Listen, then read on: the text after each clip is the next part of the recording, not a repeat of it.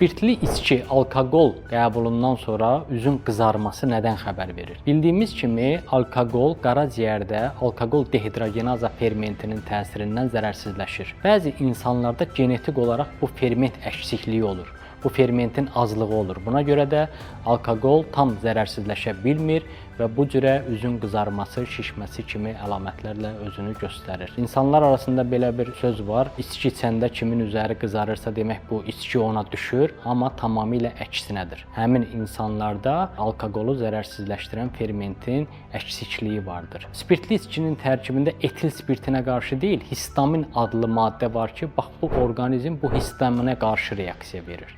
Bəzi insanlarda bu allergik reaksiya kimi də özünü göstərir. Belə insanlarda üzün qızarması, üzün dodağın şişməsi rast gəlinə bilir, ürək döyünmə, çarpıntı baş verə bilir, baş gicəllənmə, baş ağrısı, mədədə diskomfort hissi, ürək bulanma bu kimi şikayətlərlə özünü biruzə verir.